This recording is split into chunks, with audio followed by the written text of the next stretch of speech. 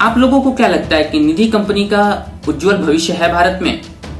निधि company के लिए long term success के लिए हम लोग क्या कर सकते हैं? चलिए इस पर डिस्कशन शुरू करते हैं।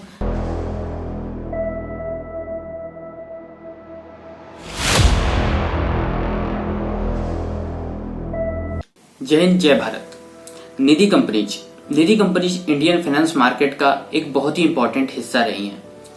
आज भी मार्केट में आप देखेंगे छोटे छोटे गांवों में, शहरों में, दूर दराज के इलाकों में निधि कंपनीज फाइनेंस को लेकर बहुत अच्छा काम कर रही होती हैं।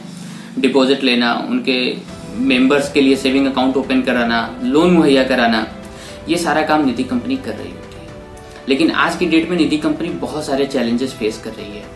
किस तरह के चैलेंजेस फेस कर रही है, आइए डिस्कस करते हैं इस वीडियो में। मेरा नाम जयप्रकाश मौर्य है और मेरा काम है आपके फायदे की बात करना। निधि कंपनी तो सबसे पहला प्रॉब्लम फेस कर रही है, वो गवर्नमेंट की तरफ से एक तरीके से अनदेखा किया जा रहा है उसको। NDS 4 एक नया फॉर्मेट आया कि ये NDS 4 जिसका अप्रूव होगा वही निधि कंपनी चलाएगा। आप देख रहे हैं कि आज की डेट में NDS 4 नहीं किसी का अप्रूव हो रहा है, नहीं रिजेक्ट हो रहा है। कुछ लोगों के रिजेक्ट हो रहे हैं। अभी आज ही मेरे पास एक कॉल आया था, उनका NDS 4 करीब 20 महीने बाद रिजेक्ट हुआ। अब आप ये सोचिए कि 20 महीने से वो इस सोच में पड़े हुए थे कि कंपनी चलाना है, बंद करना है, पैसा लेना है, नहीं लेना है। तो ये सबसे बड़ी समस्या है। इसका सॉल्यूशन क्या हो सकता है?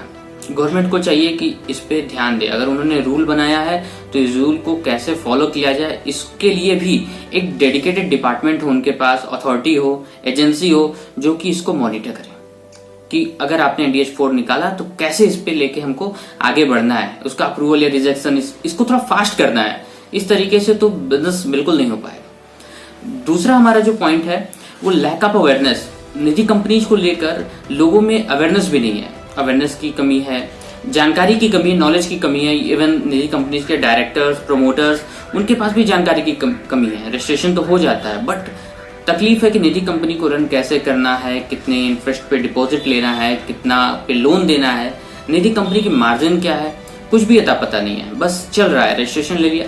तो सबसे पहले हमको जरूरत है कि हम कंपनी ओपन करने जा रहे हैं तो सबसे पहले निधि कंपनीज के जो रूल्स हैं 2014 और जो लेटेस्ट रूल्स आ रहे हैं उनको जरूर पढ़ें, उनको लेकर अपडेट रहें। ये नहीं कि मार्केट में क्या चल रहा है, दूसरे क्या कर रहे हैं, बस उठाया उसे सीधा उसको कॉपी कर दिया। तो बिल्कुल ऐसा ना करें। इस तरीके से बड़ी तकलीफ आने वाली है। लीगल तो आएगी और रूल्स के बिना काम करने पे आपका बिजनेस में खुद घाटा होगा।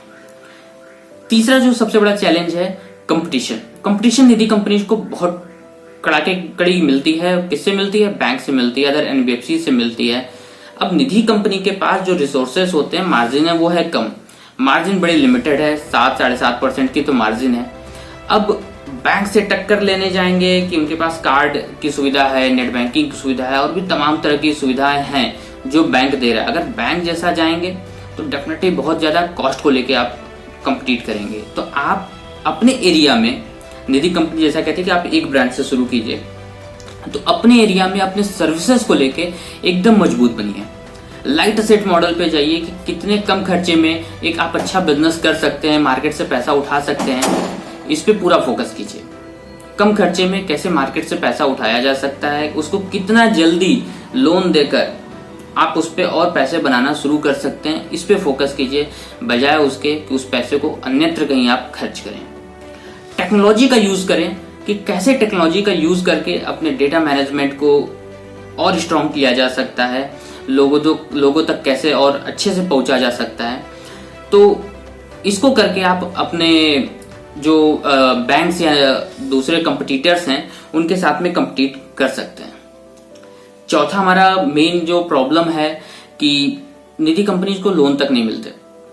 आप निधि कंपनीज के लिए क्या सॉल्यूशन हो सकता है कि लोन नहीं मिल रहा है? आपके पास अथॉरिटी है कि आप मार्केट से फंड उठा सकते हैं, तब मार्केट से फंड उठाइए।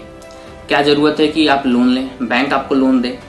कोशिश कीजिए कि लोगों का ट्रस्ट आप जीतें, टाइमली मैच्योरिटी करें, जिससे कि आपकी ये वाली परेशानी सॉल्व हो। लिमिटेड बिजनेस स्कोप, निधि कंपनी में लिमिटेड बिजनेस स्कोप है। आप सिर्फ एक ब्रांच ओपन कर सकते हैं। ये भी जानबूझ के इसलिए किया गया है कि आप पहले एक ब्रांच को बहुत अच्छे से सीख सके, समझ सके। तो ये लिमिटेड बिजनेस स्कोप तो शुरुआत के लिए तो बड़ी अच्छी बात है, लेकिन आगे चलकर यही तकलीफ देता है। तकलीफ किस सेंस में? हमें तकलीफ ये मिलती है कि हम एक स्टेट में ही काम कर सकते हैं। इसका क्या सॉल्यूशन हो सकता है? इसका सॉल्यूशन आप लोग बताइए कमेंट बॉक्स में कि इसके लिए क्या हो सकता है।